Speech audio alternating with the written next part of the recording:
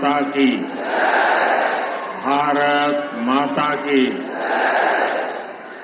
నా తెలంగాణ కుటుంబ సభ్యులందరికీ నమస్కారాలు। आप सभी विकास के इस उत्सव में इतनी बड़ी संख्या में आए हैं। हम सभी आपके बहुत बहुत आभारी हैं। अभी से कुछ देर पहले मैंने तेलंगाना और देश के विकास से जुड़ी हजारों करोड़ रुपए की विकास परियोजनाओं का लोकार्पण और शिलान्यास किया है।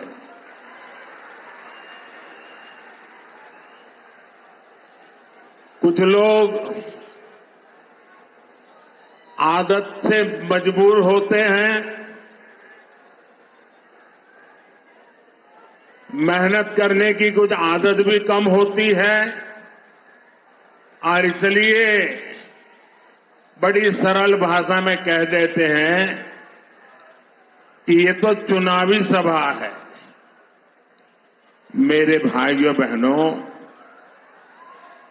और मेरे कुछ साथी जो भांति भांति का एनालिसिस करते हैं, जरा समझो ये चुनावी सभा नहीं है।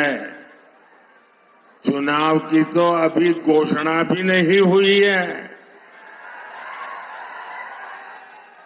आज देश में विकास का जो उत्सव चल रहा है, उसमें मैं अपने तेलंगाना के भाइयों और बहनों के बीच ये विकास का उत्सव मनाने आया हूं। मेरी बात से आप सहमत हैं ना? सहमत हैं ना? इतनी बड़ी संख्या में माताएं बहनें आई हैं, आप सहमत हैं ना? मैं हिंदी बोलूंगा तो चलेगा ना? क्योंकि मैं तेलुगु में भाषण नहीं कर सकता हूं। लेकिन ये आपका प्यार है कि आप मेरी बात सुनना भी चाहते हैं, समझने का प्रयास भी करते हैं और फिर भी इतना प्यार देते हैं, इतना आशीर्वाद देते हैं। मैं आपका बहुत आभारी हूं। साथियों, बीजेपी की केंद्र सरकार किस स्पीड से और कितने बड़े स्केल से विकास उत्सव मना रही है, ये बताने के लिए मैं आपको और देश को, और ये जो बार बार चुनाव लिखते हैं ना, उनको खास मैं 15 दिन का हिसाब देता हूं। दे दूं आपको? मेरा 15 दिन का हिसाब दे दूं? देखिए 15 दिन में क्या क्या हुआ। 15 दिन में 2 IIT, एक IIIT DM, 3 IIM और एक Indian institute of skills IIS, इसके कैंपस का लोकार्पण हुआ। 15 दिन में देश के अलग अलग राज्यों में 5 एम्स का लोकार्पण हुआ। 15 दिन में किसानों के लिए दुनिया की सबसे बड़ी स्टोरेज स्कीम शुरू हुई। 15 दिन में 18,000 कोऑपरेटिव्स के कंप्यूटराइजेशन के काम पर पूरा होने का लोकार्पण हुआ। 15 दिन में सिंदरी में देश के बड़े खाद कारखाने का लोकार्पण हुआ। 15 दिन में भारत के सबसे लंबे केबल आधारित ब्रिज का लोकार्पण हुआ है।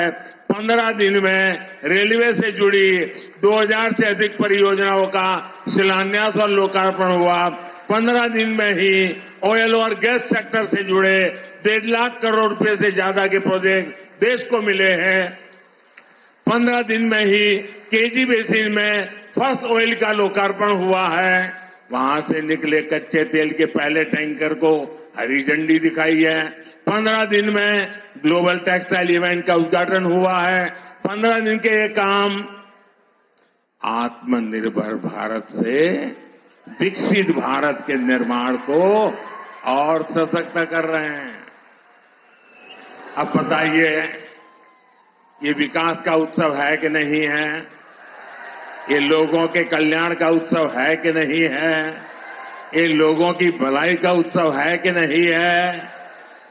अरे चुनाव तो जब आएगा तब देखा जाएगा। मुझे तो देश को आगे बढ़ाना है। मैं सही बोल रहा हूं ना?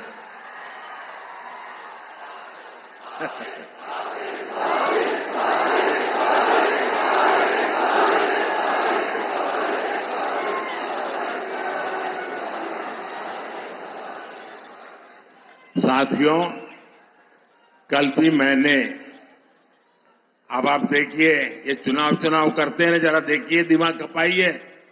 कल भी मैंने दिन भर सभी मंत्री और भारत सरकार के सभी वरिष्ठ सचिव अधिकारी, यानी एक प्रकार से टॉप टीम, करीब 125 लोग, पूरा दिन भर उनके साथ बैठा और क्या किया? चुनाव की चर्चा नहीं की। वहां मैंने विकसित भारत निर्माण के लिए एक्शन प्लान पर एक एक मुद्दे की बारीकी से चर्चा की। विकसित भारत के एक्शन प्लान पर देश भर में 15 लाख लोग अब तक अपने सुझाव दे चुके हैं। 3,75,000 से ज्यादा स्टेक होल्डर्स अब तक इसमें सक्रिय रूप से जुड़े हैं। विकसित भारत के विजन को लेकर करीब 3,000 मीटिंग हो चुकी है। 3,000 मीटिंग। देश को विकसित बनाने के लिए दिन रात काम, करीब 1200 यूनिवर्सिटीज ने इसमें हिस्सा लिया है। बड़ी बात यह है कि इनमें अब तक करीब 11 लाख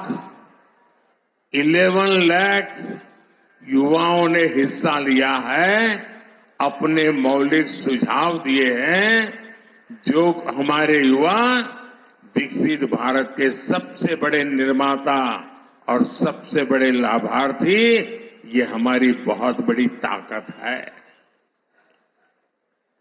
राष्ट्र के विकास के लिए भाजपा का यही कमिटमेंट है, जिसके कारण तेलंगाना के भी लोग पूरे जोश से कह रहे हैं।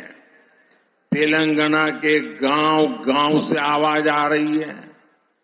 नौजवान भी बोल रहा है, बुजुर्ग भी बोल रहे हैं, महिलाएं भी बोल रही हैं, शहर वाले भी बोल रहे हैं, किसान भी बोल रहा है, मजदूर भी बोल रहा है। अब की बार 400 पार, अब की बार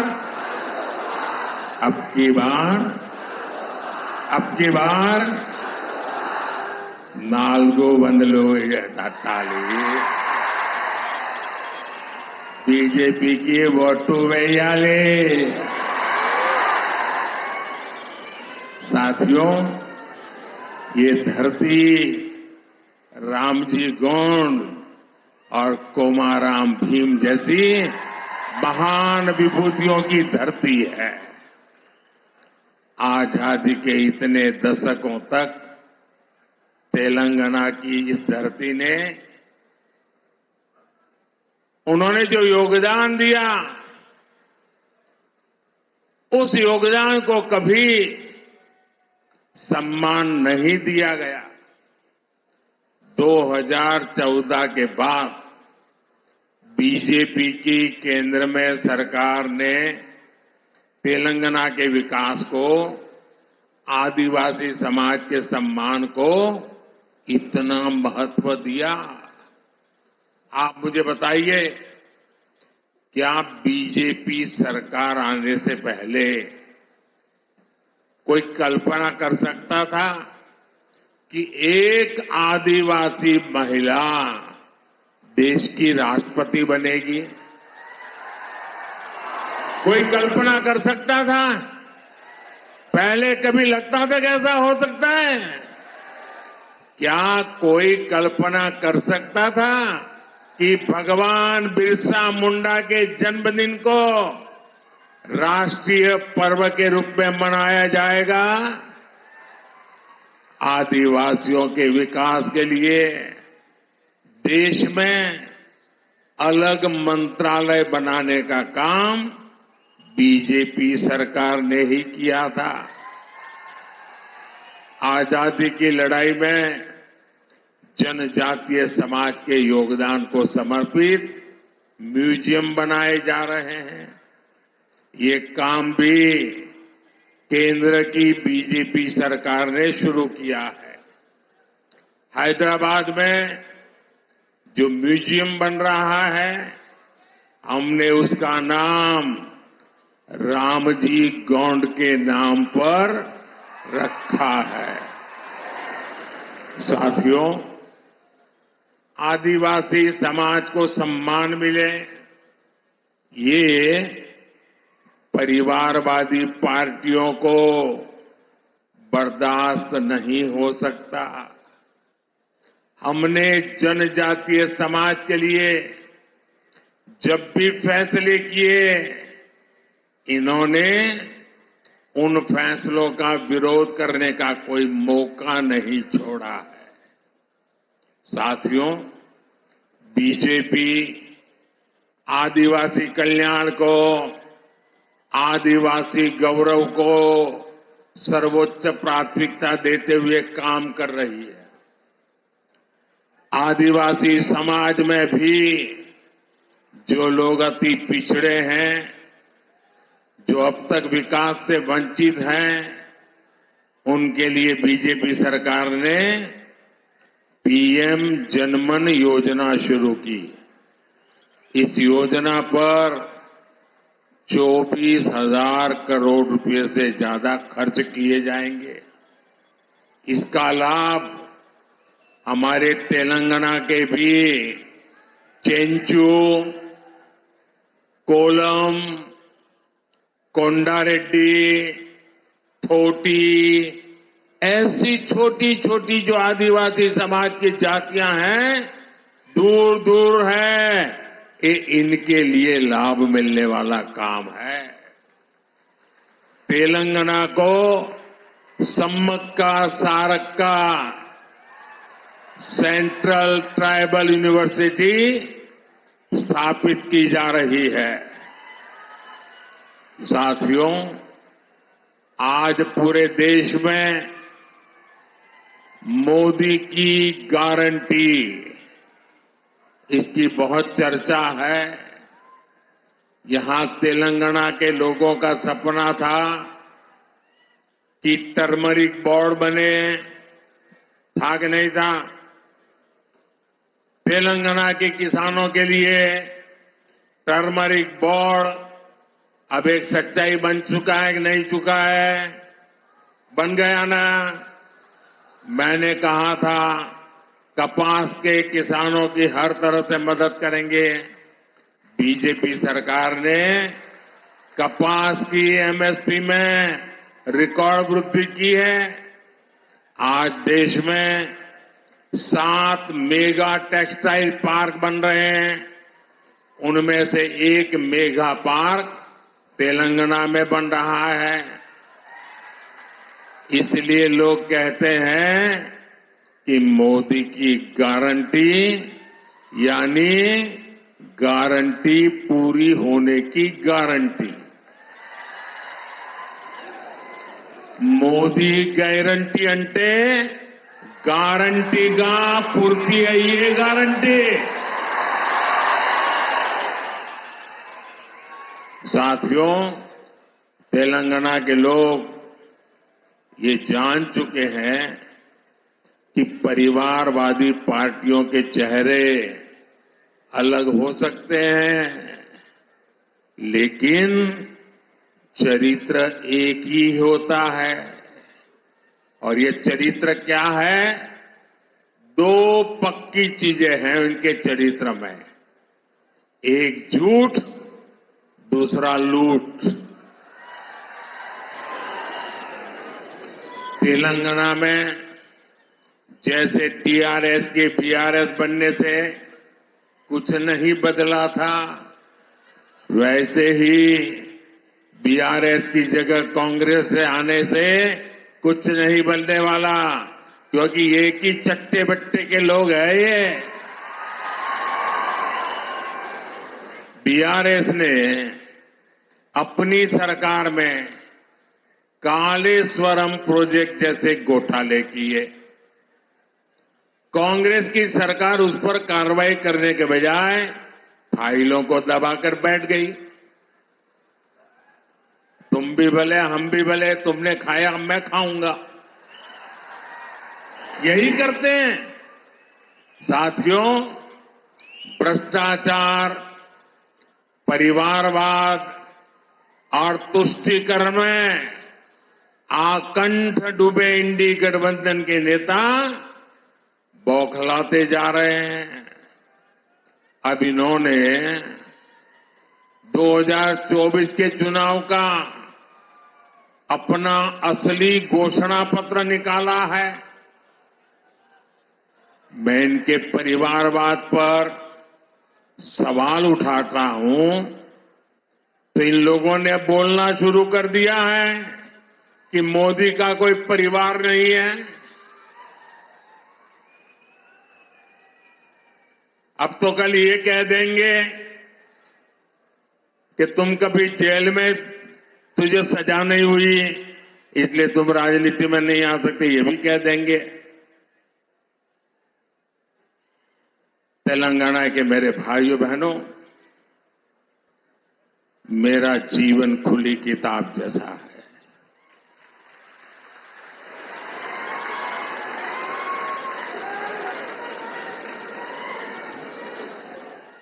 आप मुझे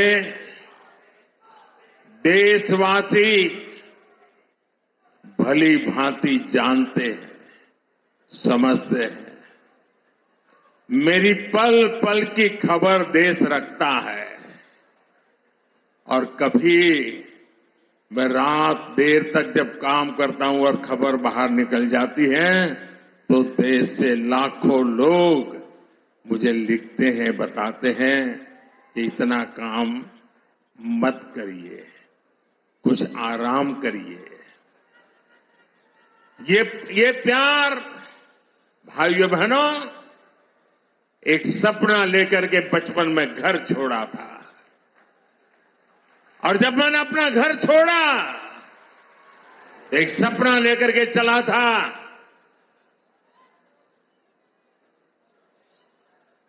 कि मैं देशवासियों के लिए जीऊंगा।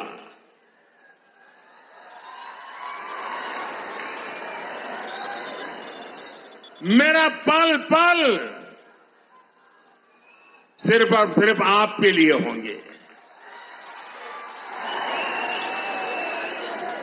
मेरा कोई निजी सपना नहीं होगा, आपके सपने, यही मेरा संकल्प होगा। और जिंदगी खपा दूंगा तो आपके सपनों को पूरा करने के लिए, आपके बच्चों के भविष्य को उज्जवल बनाने के लिए। और इसलिए देश के कोटि कोटि लोग मुझे अपना मानते हैं, अपने परिवार के सदस्य की तरह मुझे प्यार करते हैं। और इसलिए मैं कहता हूं 140 करोड़ देशवासी यही मेरा परिवार है। ये नौजवान यही मेरा परिवार है।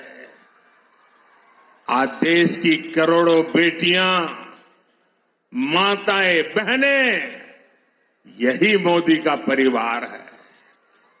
आज देश का हर गरीब ये मेरे परिवार है। आज देश के कोटि कोटि बच्चे, बुजुर्ग ये मोदी का परिवार है। जिसका कोई नहीं है वो भी मोदी के हैं और मोदी उनका है। मेरा भारत, मेरा परिवार, मेरा भारत, मेरा परिवार, यही भावनाओं का विस्तार लेकर के मैं सपनों को संकल्प के साथ सिद्ध करने के लिए आपके लिए जी रहा हूं, आपके लिए जूझ रहा हूं और आपके लिए जूझता रहूंगा।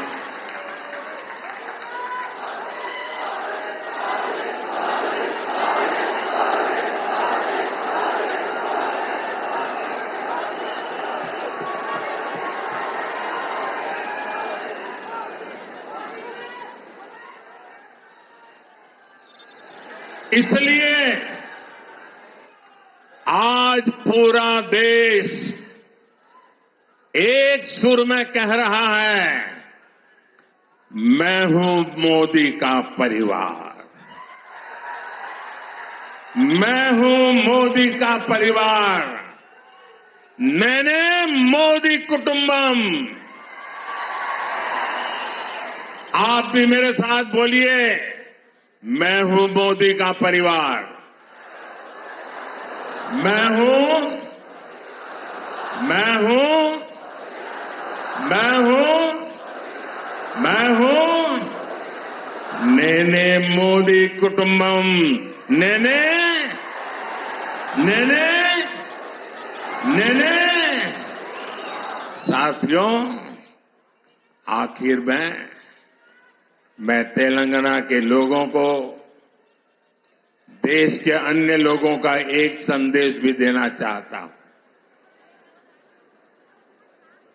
और गर्व से भरे हुए लोगों को मैं कहना चाहता हूं, राम मंदिर